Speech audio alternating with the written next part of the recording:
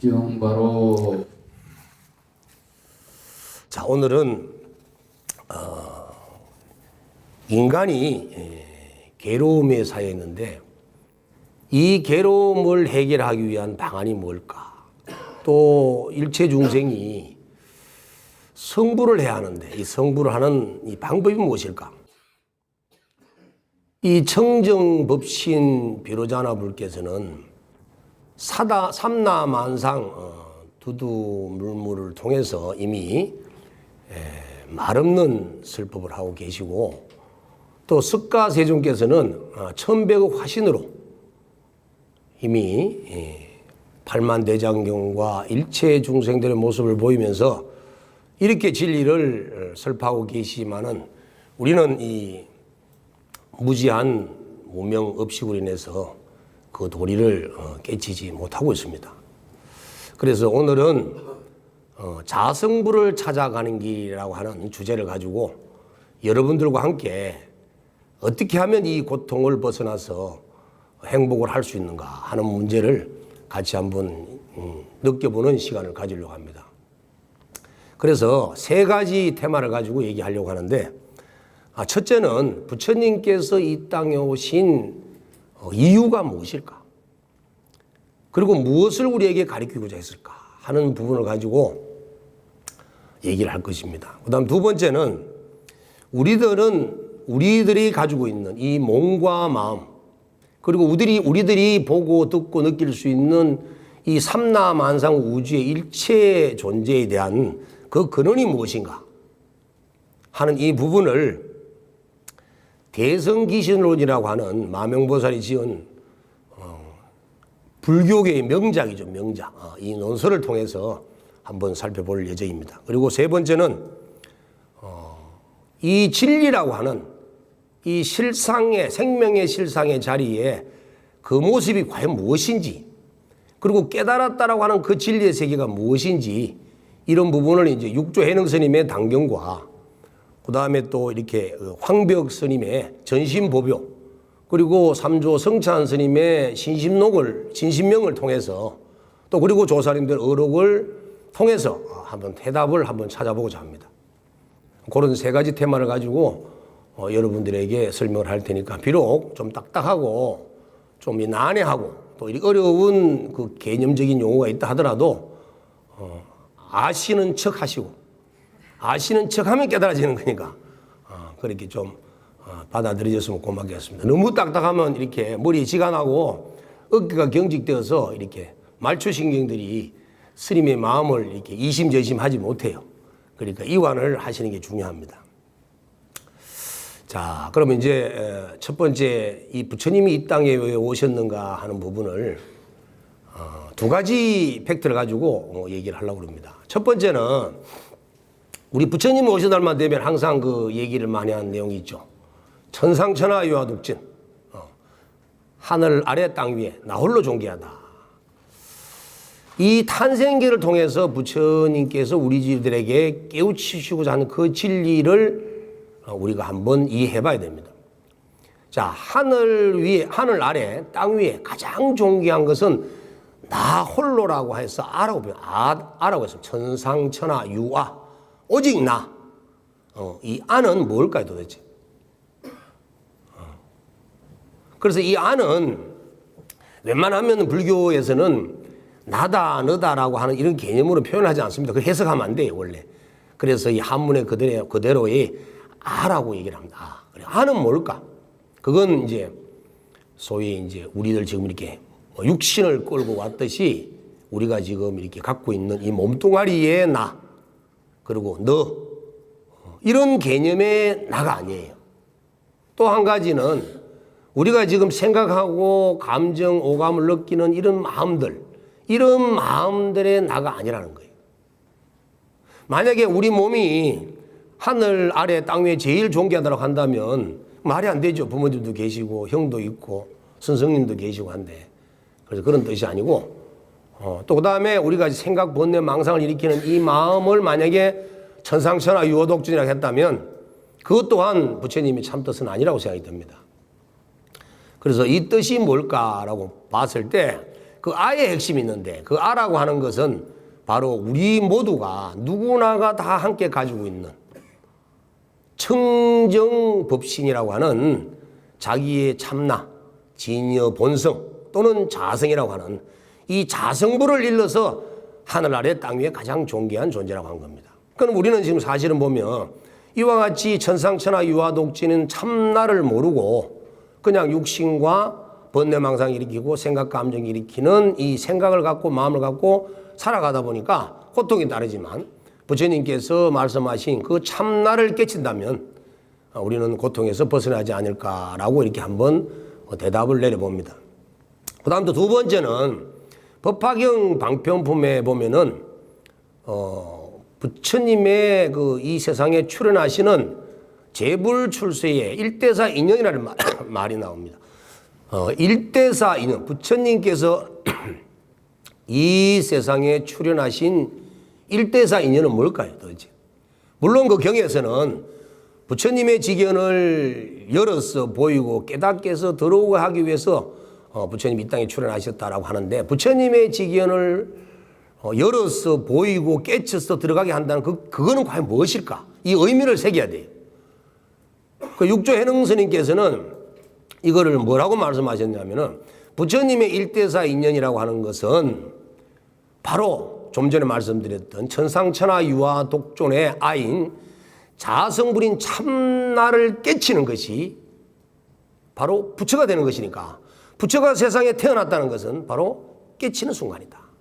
그래서 부처님께서는 이와 같은 참나인 자성불을 깨치는 일로 말미암아서 이 세상에 출현하신 것이다. 그래서 여러분들은 오늘 비록 중생의 모습을 가지고 있지만 이 순간에 여러분들이 부처님의 참된 도리, 즉 참나의 진여 본성을 깨치는 순간 우리는 부처로 탄생되는 거예요. 그래서 우리가 쉽게 부처님께서는 이 땅에 오셨다. 부처님께서 이 땅에 오신 이유가 뭘까? 그냥 막연하게 어떤 언어나 말로서만 이렇게 이해되어 버린다면은 부처님의 참 도리를 우리가 느끼지 못하지 않을까 해서 좀 가볍게 여러분들에게 먼저 부처님의 그 불탄일 탄생계와 법화경 그 방편품에 나오는 일대사 인연이라는 그 말씀을 통해서 또다시 한번 우리 진여 본성인 참 자성부를 한번 느껴보았습니다.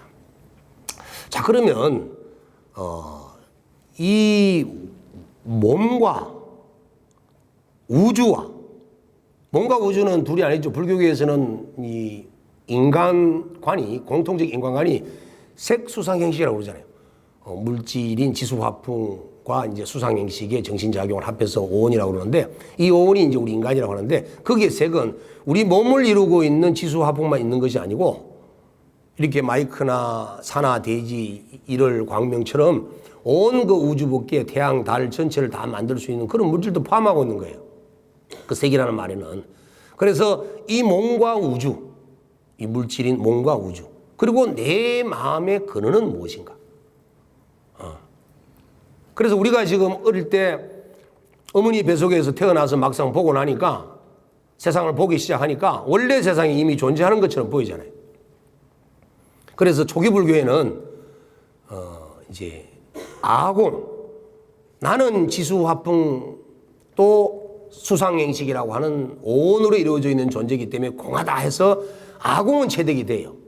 그렇지만 이 몸은 아공이고 내 마음도 아공이지만 우리가 보고 듣고 있는 일체 대상 경계는 영원히 존재하는 법이라고 하는 진리는 영원히 존재하는 이런 그 대상의 실체가 영원히 존재하는 법이 있다라고 하는 생각을 관념을 가져버린 거예요.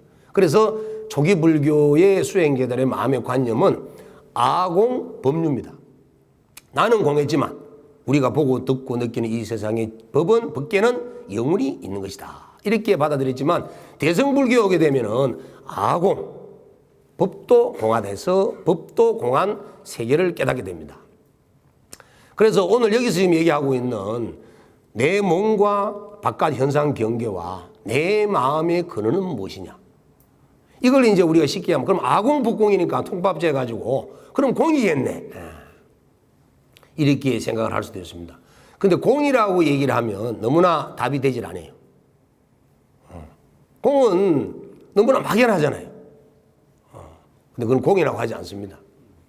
우주의 근원은 원래 우리의 몸과 마음의 근원은 광명입니다. 광명. 그래서 이 광명을 법체라고 하고 법신이라고 하고 또 진리라고 합니다. 이걸 또 자성이라고 하고 불성이라고 하고 부처라고 하고 또 대성기실론에서는 이걸 일심이라고 합니다. 어떻게 이런 불렸던 간에 이것은 바로 우주의 근원이면서도 내 육체의 근원이면서도 내 마음의 근본 자리라는 겁니다. 이 근본 자리의 당체라고 할 수 있는 이 광명을 우리가 보지 못하면 우리는 미혹해서 계속 끝없이 테란스파 사생육도 세계의 윤회를 벗어나지는 못합니다. 그런데 그것을 보면, 그것을 깨달으면 그걸 성불이라고 하는 거예요. 결과적으로 내 자성불을 발견하는 것, 내 몸과 마음의 근원을 발견하는 것, 우주의 근원을 발견하는 것, 그 근원을 발견한 그 자체를 깨달음이라고 합니다. 그걸 각이라고 그러죠. 그래서 그 각을 이제 부처라고 하니까 부처님의 탄생은 결론적으로 각이 있어야만 존재할 수 있지 않습니까? 그래서 우리 역시도 나의 근원이며 내 몸의 근원과 내 마음의 근원과 우주의 근원인 이 실체만을 우리가 깨달을 수만 있다면 바로 육도윤회의 굴레에서 완전히 벗어나서 영원한 상락아정의 즐거움을 누릴 수 있는 부처가 될 수가 있는 겁니다. 그래서 우리 몸을 이 근원을 또 우주의 근원을 또 마음의 근원을 이렇게 그 광명이라고 얘기했을 때는 그냥 큰 스님들이나 부처님께서 말씀하신 게 아니에요. 요즘 그 양자 물리학이라고 하는 현대 물리학에서 보면 물질을 이렇게 쪼개 보면은 이제 분자에서 원자로, 원자에서 전자로, 전자에서 그 이 원자 핵으로 그다음에 그 소립자로 나눠지죠. 저쪽에 그러면 소립자라고 하는 것은 더 쪼갤 수 없는 단계예요. 그래서 소립자 물리학에서는 이 소립자를 제로로 하면 제로, 아무것도 없는 상태라고 하는 거예요, 이미. 그래서 이제 바깥 경계 우리가 보고 있는 뭐 그것이 산이 됐든 바다가 됐든 태양이 됐든 뭐 태양계 우주계 할 것 없이 모든 일체 대상은 우리 눈으로 보이는 거, 이 대상은 전부 제로라는 거예요. 텅 비었다는 거예요. 그러면 물질이라고 하면 눈으로만 보이는 것이 물질이 아니고 귀에도 들리는 소리, 코로도 냄새 맡아지는 향기, 입으로 맛봐지는 맛, 피부로 감촉되는 촉감, 이런 것까지도 다 물질이라고 합니다. 물질이라고 하는 것은 어떤 형태를 가지고 있고 그 다음에 이것이 내 마음을 장애를 시키고 있기 때문에 그래서 전문적인 용어로 질애라고 하는데 이 질애를 가져야만 물질이라고 해요. 그런데 그 물질은 우리가 보는 것만 장애를 일으키는 것이 아니고 듣고 냄새 맡고 맛보는 것도 장애를 일으키죠. 그리고 어쨌든 이 바깥 경계인 형색과 그 다음에 소리와 향기와 맛과 촉감은 전부 다 이제 텅 비었다. 그리고 우리 몸도 들여다봐도 우리 몸도 이미 텅 비었잖아요. 우리 몸을 마지막까지 이제 되돌려 보면 지금 이제 지구가 탄생되고 인간이 탄생된 시간, 우주의 탄생 137억 년을 거슬러 올라가면은 이 47억 년만 거슬러 올라가 버리면은 이미 우리는 아무것도 태어남이 없는 상태죠. 왜냐하면 10억 년 이후라야 이제 세포가 탄생되니까. 이해 법문을 안 들으셨는 모양이네. 이해 법문 들으시면 이제 이 얘기를 잘 아실 거예요. 그래서 더 근원으로 가버리면은 우리 몸도 실체는 공하다는 겁니다. 없다는 거예요. 또 그걸 따지지 않더라도 우리 몸을 물질로 만들어진 몸뚱아리를 쪼개보면 또 물질은 역시 세포 역시 또 이제 분자로 돼 있고 그 다음에 또 원자로 쪼개고 또 전자로 쪼개고 이렇게 소립자로 쪼개었을 때 또 그 역시 또 텅 비었다는 거죠. 그래서 이 몸과 마음은 텅 비었는데 몸과 우주는 텅 비었는데 우리 마음 역시도 따져보면 전부 다 이렇게 어떤 감촉하는 느낌 이후에 접촉하는 육근이 접촉하는 느낌 이후에 생기는 하나의 이 분별망상이기 때문에 그 실체가 없는 거예요. 그래서 몸도 공하고 텅 비었고 우주도 텅 비었고 또 내 마음도 텅 비었는데 텅 비었다라고 하니까 마치 우리가 저 하늘에 보고 있는 허공 공간처럼 이렇게 공간의 공을 생각해서는 안 된다는 겁니다.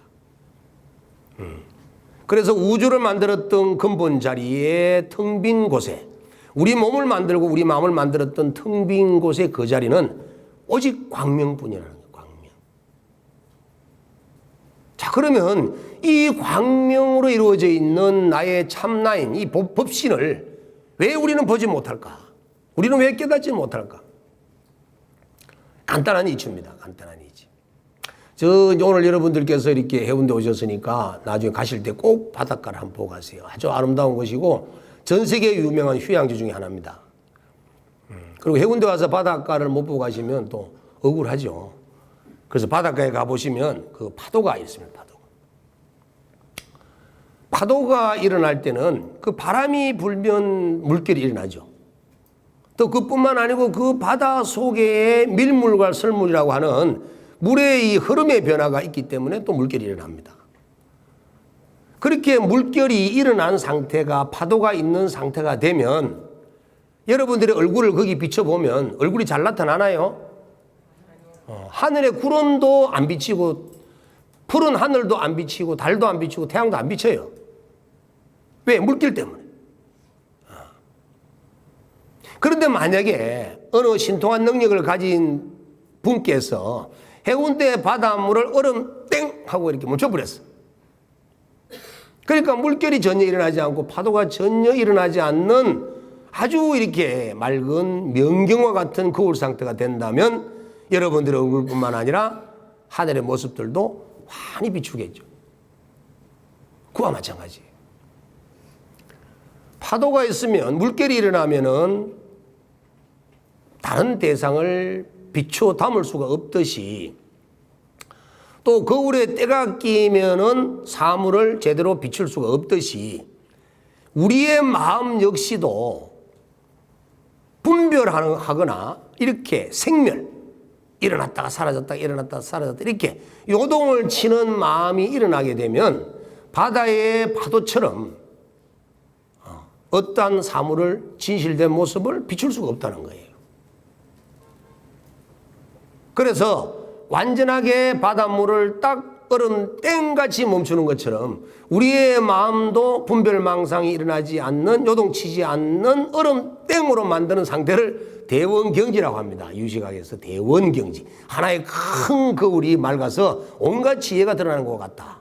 그리고 바다가 맑아지고 깨끗해지고 거울같이 되어서 온 우주 법계를 다 담는 상태를 해인산매라고 합니다. 그 산매 중에 최고의 산매죠. 이처럼 우리 마음 역시도 물결만 일어나지 않도록 생멸하는 마음만 멈춰버리고 분별망상만 일으키지 않는다면 우리 마음은 바로 광명법실인 자성을 바로 볼 수가 있다는 겁니다. 그런데 우리는 벌써 예로부터 끝없이 분별망상을 일으키는 조건을 가지고 있죠. 바다를 가만히 들여다보면 제가 이거는 이제 어제 목욕탕에서 느낀 거예요. 욕탕에 가만히 앉았는데 욕탕이 가만히 있는 물이 가만히 있는 것이 아니고 물결이 움직여요. 아, 그렇구나. 나는 바람만 불어서 파도가 일어나는 줄 알았는데 그 물 속에는 온도 변화나 기류의 변화에 따라서 물이 밀물과 설물의 이 조류에 의해서 물이 움직이더라는 거예요. 그래서 물이 이제 살아있는 생명체가 되겠죠. 그처럼 우리 마음은 한 찰나도 한 순간도 가만히 있지를 못하고 안에서는 안에서대로의 의식이 일어나고 또 눈, 귀, 코, 혀 등 감각기관은 바깥 대상을 보면서 분별하면서 또 마음을 일으키고 그까지만 있는 줄 알았는데 또 무의식 속에는 내 자신도 억제하지 못하는 뭔가의 마음이 또 일어난다는 거예요.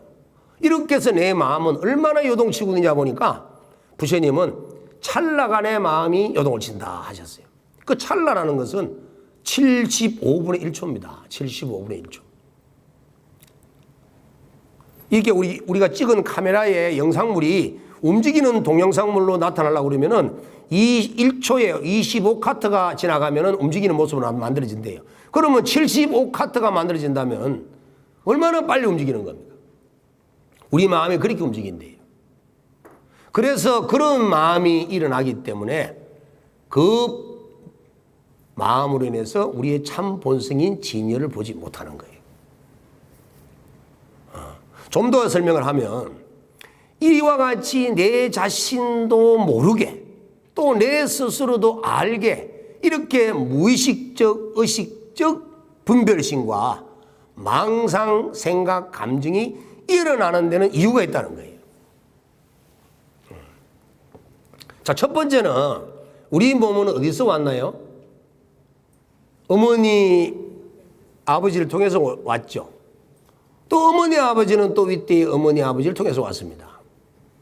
한 대를 1대를 30년으로 본다면 30대만 거슬러 올라가면 3, 3은 9, 900년 거의 1000년이 되겠죠.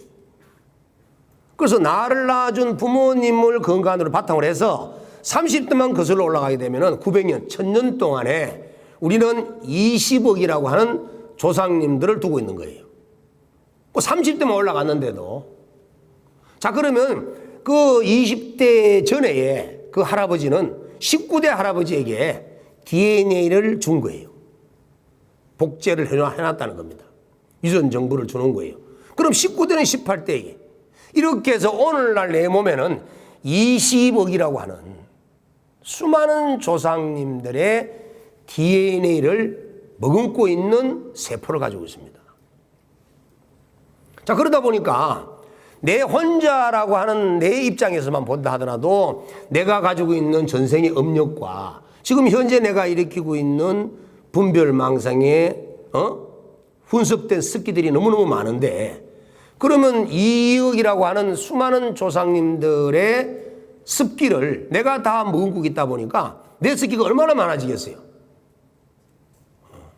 그러면 우리 이와 같이 인류의 조상뿐만 아니고 또 미물로 동물로 또 그 이전에 이와 같은 유전 정보 인자를 머금고 있는 몸을 가지고 있는 상황이기 때문에 우리 마음속에서는 계속 끝없는 뭔가의 무의식적 마음이 일어난다는 거예요. 이걸 이제 불교에서는 이걸 부처님께서는 화엄경에서는 공업이라고 합니다. 이 우주는 공업이 지었다. 이 공업이라고 하는 것은 우리들의 마음을 얘기하는 거예요. 그리고 이미 우리 몸속과 마음속에는 이와 같은 공업이 들어있는데 이걸 요즘 현대 심리학에서는 뭐라고 얘기를 하느냐 하면은 집단 무의식이라고 합니다. 집단 무의식. 칼융이 발견한 집단 무의식. 그래서 우리 몸속에는 이미 미물, 동물로서의 훈습된 습기와 기억 정보, 또 우리 만조상님들의 기억 정보와 훈습된 이 모든 기억들, 이와 같이 우리의 몸과 마음에는 이런 한량없는 생명체로서의 그 어떤 윤회 삶 속에서의 훈습되었고 익혀졌던 이런 기억 정보들이 이미 바닷물을 형성하고 있는 것처럼 내 마음을 형성하고 있기 때문에 거기에서 내 자신도 모르는 굵직굵직한 또는 아주 미세한 이 무의식적 작용이 일어나게 된다는 거예요. 그래서 나는 쉬고 싶은데 이 잘 안 된다는 거죠. 그래서 여러분들이 참선을 하고 싶어서 또는 명상을 하고 싶어서 고요한 곳에 앉아서 자복을 깔고 앉아서 명상을 해보지만, 참선을 해보지만 뜻대로 안 되잖아요. 망상이 안 일어나면 졸거나 안 졸면 망상이 일으키고 뭐 둘 중에 하나인데 이렇게 계속 이렇게 되는 이유가 바로 여기 있는 거예요. 그리고 이렇게 사람을 보면 이제 가족들이 가족을 보면 잘 알죠. 저놈을 보니까 할아버지 닮은 것 같고, 어떤 게는 할머니 닮은 것 같고, 또 어떨 때는 뭐 손자 닮은 것 같고, 어디가 어디 누구를 닮은지 모를 정도로 이렇게 여러 가지 정보가 들어있는 상황 때문에, 그래서 우리는 마음이 이렇게 명경처럼 얼음땡 같은 이런 마음이 안 된다는 거예요. 그래서 이런 이 집단 무의식이라 하는 마음은 우리 마음 속에 계속 자리를 하고 있습니다.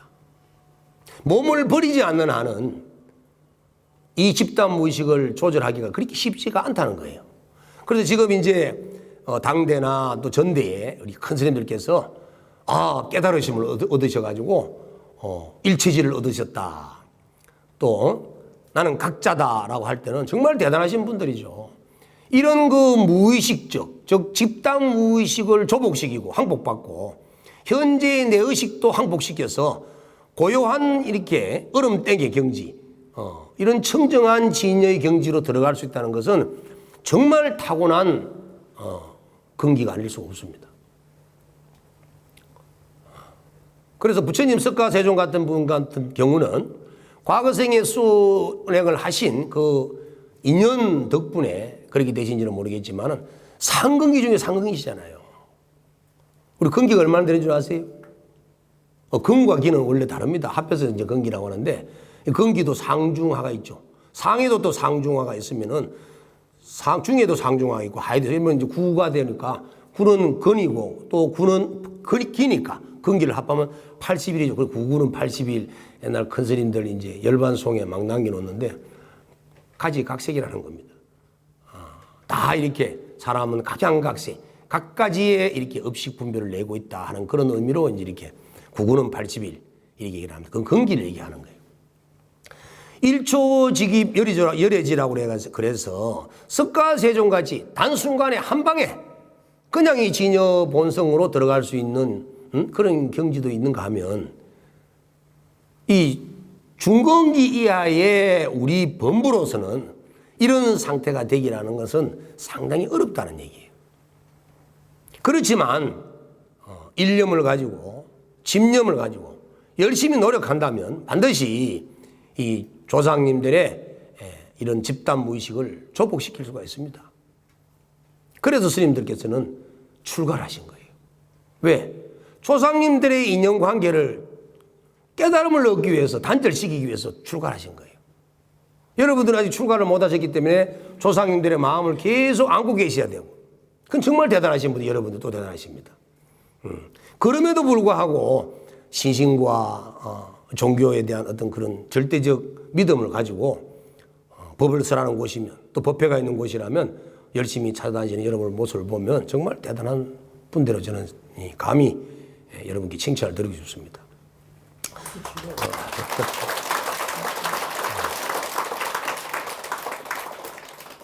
이런 집단 무의식이 또 나의 현재 의식이 일어나고 있는 상태가 되면 어떤 상태가 발생이 되느냐 하면은 이거를 다른 비유가 많겠지만 제가 청정한 하늘과 한여름에 사여져 있는 구름 이 두 가지를 가지고 한번 여러분이 이해를 도와드릴까 합니다. 이 청정한 하늘은 원래 끝없이 맑은 티끌없는 하늘이지만 그 속에는 땅에서 올라간 물질들 또는 기체들에 의해서 이래서 대기가 형성이 되어서 구름이 만들어지죠. 그 구름은 본래 있었던 것은 아니에요. 실제로 지구가 만들어지고 난 이후에 지구에 물이 생기고 그리고 기체가 생겨서 대기가 만들어진 거예요. 실제도. 그래서 원래 청정한 하늘에는 이와 같은 구름이 없다는 겁니다. 그런데 어쨌든 대지에서 땅에서 지구에서 올라간 물질들이 쌓여서 돌아다니고 있는 저 기체와 고체와 액체의 덩어리를 우리는 구름이라고 하는데 그 구름은 어디를 의지를 하고 있느냐 하면은 청정한 하늘을 의지를 하고 있습니다. 만약에 청정한 하늘이라고 하는 것이 없다면 단 티끌만큼도 없다면 티끌만 같은 먼지 찌꺼기도 쌓일 수가 없어요. 티끌 같은 공간이 있기 때문에 청정한 하늘이 있기 때문에 티끌이라도 쌓이는 겁니다. 그래서 이 한여름에 장마철에 하늘에 떠 있는 구름이 저렇게 쌓이려고 그러면은 그 청정한 하늘을 의지하겠죠. 자, 그렇듯이 지금 우리가 집단 무의식이니 의식이니 또는 나의 전생의 업력이니 라고 하면서 내 자신의 마음을 계속 무명의식으로 파도치게 만들고 물결치게 만들고 있는 것은 바로 하늘에 떠 있는 구름 같은 인자들이 모였기 때문에 그런 것이다. 이걸 이제 아레아식이라고 합니다. 아레아식. 유식학에서 말하고 있는 8가지 마음 중에 맨 마지막 마음인 8번째 마음, 아레아식이라고 합니다. 그런데 이 아레아식이 존재하려고 그러면 아까도 말씀드렸지만 청정한 하늘이 있어야만이 가능하다는 거예요. 그래서 구름이 있다라고 하는 것은 청정한 하늘과 함께하고 있다. 그림이 있다라고 한다면 그림을 그려내는 종이가 있다는 거예요. 밑바닥에. 그와 마찬가지 우리가 분별망상을 일으키고 물결치는 무명의 업식이든 집단 무의식이든 나의 업력이든 뭔가의 의식이 일어난다는 얘기는 청정한 진여 본성이 있기 때문에 일어나는 거예요. 이와 같이 하늘에는 청정한 하늘과 구름이 둘이 상존하고 있듯이 우리라고 하는 마음에도 진여 본성인 참마음과 이 업력이라고 하는 때 묻은 마음이 이렇게 함께 사해져 있는 것입니다. 이것은 영원히 함께 한다라고 해도 틀린 말은 아닐 겁니다. 이것이 공존한다는 거예요. 그래서 청정하늘에는 반드시 이 아래아식과 같은 구름 덩어리가 있고 구름 덩어리라고 하는 아래아식 속에는 이 청정한 하늘이 청정한 진여 본성이 함께하고 있기 때문에 우리 마음은 이중성을 갖고 있는 겁니다. 그래서 우리가 본래 청정한 하늘과 같은 청정한 마음만을 가지고 있는 상태라고 한다면 우리의 마음에 분별이 일어나지 않습니다. 그렇지만 또 우리가 분별이 일어나는 마음을 가져서 분별망상을 한다라고 할 때 분별망상을 내는 마음과 함께 청정한 진여 본성이 항상 함께하고 있는 거예요. 그래서 대성기실론에서는 일심이문으로 이것을 표현하고 있습니다. 우리의 한바탕 한 마음 속에는 이렇게 진여문, 전혀 물들지 않는 청정한 마음과 그 다음에 생멸문, 분별망상을 일으키는 생멸하는 문, 이 두 가지로 마음을 표현하고 있습니다. 지금 만약에 우리가 얼음땡같이 마음의 동요가 전혀 일어나지 않고 청정하고 진여 본성의 마음 그대로로 간다면 우리 삶이 재미가 있을까요? 없을까요? 재미가 없지. 이 본문을 들어도 뭐 또 거울같이 대하고 있을 건데 뭔 재미가 있겠어요? 맛있는 걸 먹어도 맛있는 줄 모르고 또 좋은 모습을 보고 좋은 소리를 들어도 좋고 나쁜 줄 모른다면 삶에 재미가 없는 거예요. 그래서 이것이 잘못된 게 아니라는 거죠. 이것이 이런 이 감정 오감을 느낄 수 있는 이런 생멸하는 마음이 있는 반면에 청정한 나의 본 마음을 우리는 망각하고 살기 때문에 이게 문제라는 거예요. 지금. 그래서 태어날 때부터 나는 중생이구나, 나는 업이 많은 중생이구나, 나는 안 되는갑다, 포기해야지, 이런 마음이 드는 거는 자기의 참모습을 모른다는 거예요. 그래서 우리의 인간의 마음은 누구나와 같이 두 가지 마음을 가지고 있는 이중성을 가진 한 마음을 갖고 있기 때문에 이 두 가지 마음의 특성을 반드시 알아야 된다는 거예요. 그래서 나의 무의식 속에 들어있는 집단 무의식이나 또 나의 음력인 아래아식이나 이 모든 것들은 나를 계속 이렇게 파도를 치듯이 분별망상을 일으키는 그런 작용을 하겠지만 내 참마음의 진여본성은 항시라도 그 마음을 원래 상태로 되돌려서 멈추게 하는 노력을 하고 있다는 거예요. 그래서 뭔가 우리가 필요한 일이 있어가지고 바가지를 가지고 물을 막 담거나 물건을 막 담아서 어느 그릇에 담았다면 다 쓰고 나면 바가지를 어떻게 하나요? 손에 들고 있나요? 내려놓죠? 나오면 되는 거예요. 그런데 우리 마음은 생각하고 감정 느끼고 분별하는 이런 망상을 피우는 마음이지만, 온갖 번뇌를 일으키는 마음이지만, 희노애락을 일으키는 감정이지만, 이 마음을 쓰고는 바가지 놓듯이 내려놓으면 되는데 내려놓는 것이 원래 진여본성으로 돌아가는 길이야. 그런데 왜 마음을 잘 쓰고는 끝까지 그걸 붙잡고 있냐는 거예요. 찌개를 지고 가는 사람이 일 다 마쳤으면 찌개를 내려놓으면 될 긴데 왜 일 다 했는데도 불구하고 그 찌개를 짊어지고 방에 가서 자려고 하냐면 침대에 들어가가지고. 여러분이 똑같은 짝이에요. 우리가 이렇게 이중성의 마음을 갖고 있기 때문에 이 마음이라고 하는 신통명이 있는 것이고 정말 대단한 것이고 우리가 부처가 될 수 있는 마음인 것이지, 만약에 우리 얼음땡 같은 마음만 있다면 정말 재미가 없을 거예요. 나도 안 태어나고 싶어 그러면. 놨다면 이 마음도 저 마음도 두 개 다 써야 될 거 아니에요. 그래서 화를 냈어. 성질을 났어. 그럼 화를 내가지고 막 인상을 쓰든지 고함을 지르든지 했으면 놔야지. 바가지 놓듯이 내려놓으면 되는 거예요. 또 뭔가를 계산할 일이 있어가지고 계산을 열심히 했으면 내려놓으면 되는 거예요. 왜 책상에 있는 계산기는 쓰고는 다 쓰고 나면 내려놓으면서 왜 내 마음은 쓰고는 안 내려놓느냐는 거예요.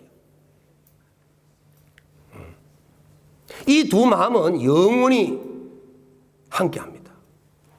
그래서 계속 무의식적인 의식적인 이런 파도 치는 마음으로 인해서 우리는 요동을 치기 때문에 마치 물결 치는 파도가 하늘을 비출 수 없듯이 우리 진여 본성을 깨달을 수 없는 것처럼 우리 마음이 계속 요동치기 때문에 진여 본성을 알지 못하지만 눈으로 볼 수 없고 귀를 들을 수는 없지만 우리가 요동을 했던 이 마음을 내려놓기만 한다면 그 순간 바로 진여 본성이 항상 드러나서 청정한 광명의 법신을 비추고 있다는 겁니다.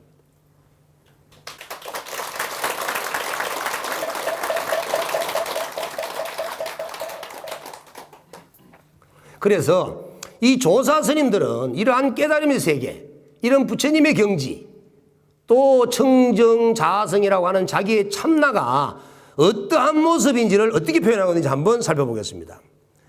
육조께서는 이렇게 말씀하고 계십니다. 미혹하면 중생이 부처요, 깨치면 중생이 부처이다. 우치하면 어리석으면 부처가 중생이요 지혜로우면 중생이 부처이다. 이 두 가지의 지혜와 어리석음을 말씀하고 계시는데 이 어리석다는 것은 뭐냐 하면 분명업식을 일으키고 있는 이 마음만 알지 청정한 진여 본성의 참마음을 모르고 있다는 거예요. 지혜롭다는 것은 참마음 미혹한 무명망상을 일으키는 이런 번뇌망상 마음에 이 진여 본성의 참모습이 그대로 현현하고 있다는 사실을 아는 걸 지혜라고 합니다. 이걸 알면 부처요, 이걸 모르면 중생이라는 거죠. 여러분들 오늘 알았으니까 다 부처가 된 겁니다, 이미. 쓰고는 놓아라. 쓰고는 놓아라. 이 몸뚱아리도 때가 다 되면 쓰고는 놓고 가면 될 걸, 뭐 그래 집착을 해서 중음신이 돼가지고 구천을 맴도는 귀신이 되느냐.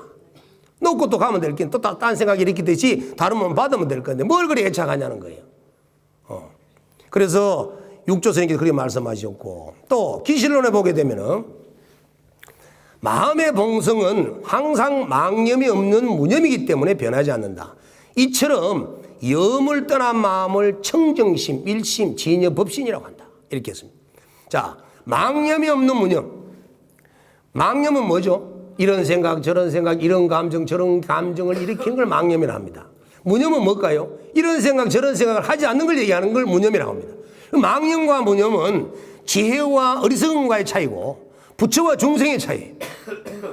분별을 했으면 놓아버리면 놓는 순간 항상 부처가 드러나잖아요.